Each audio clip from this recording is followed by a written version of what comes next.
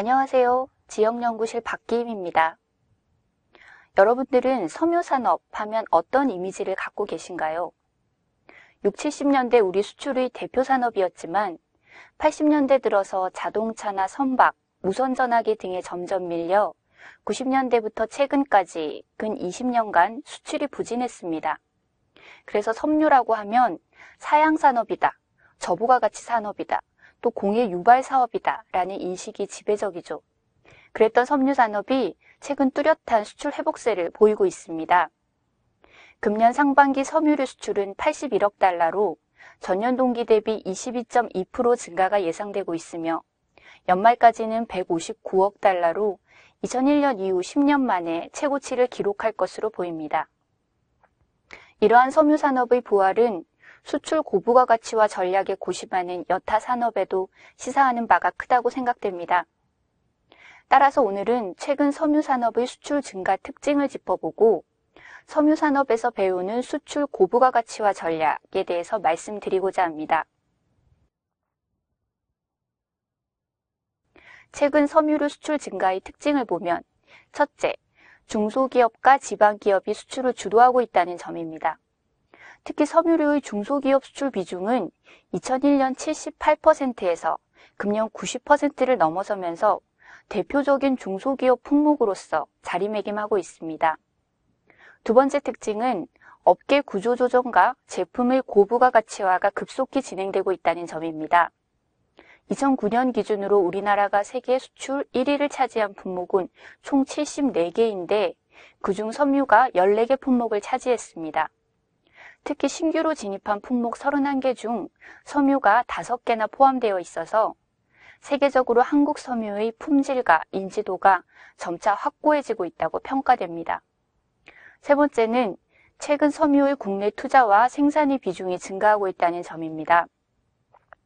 올해 들어 토레이와 효성 등 글로벌 섬유 기업이 고기능 고부가가치 섬유인 탄소 섬유 생산을 위해 국내에 대규모 투자 계획을 발표했습니다.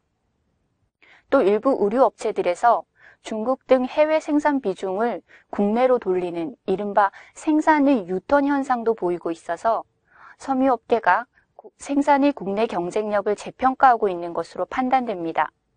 그 외에도 7월 발효된 한EU FTA에 대한 섬유업계의 높은 기대감과 섬유산업에 대한 정부 지원책 강화 등도 최근 섬유 수출 회복의 특징이라고 할 수 있습니다.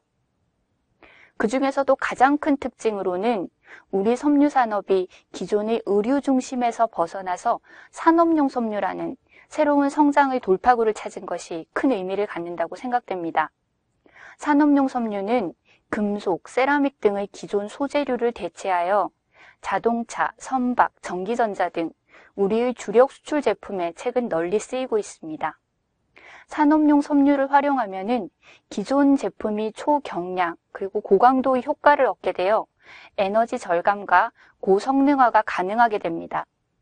다시 말하면 섬유산업이 미래의 성장 동력 핵심 산업 분야로 탈바꿈하게 됩니다.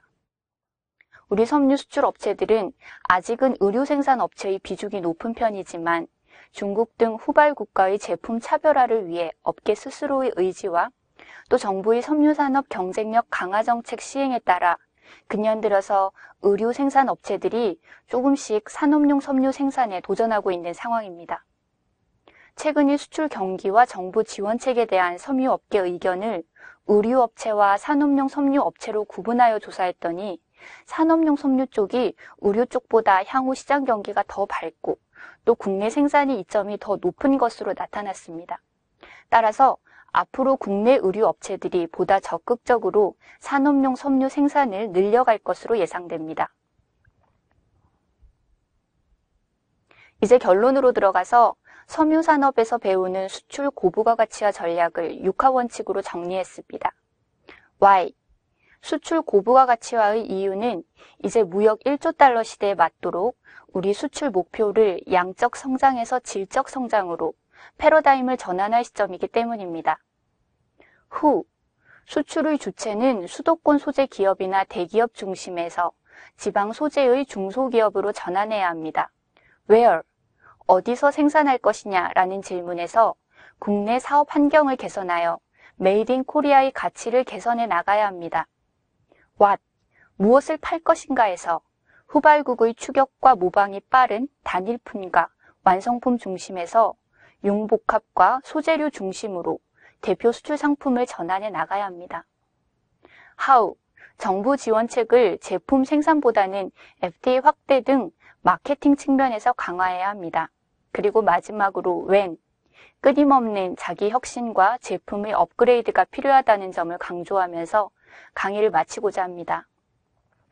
이상으로 무역 1조 달러 시대 수출 고부가 가치화 전략, 섬유산업에서 배운다에 대해서 알아보았습니다.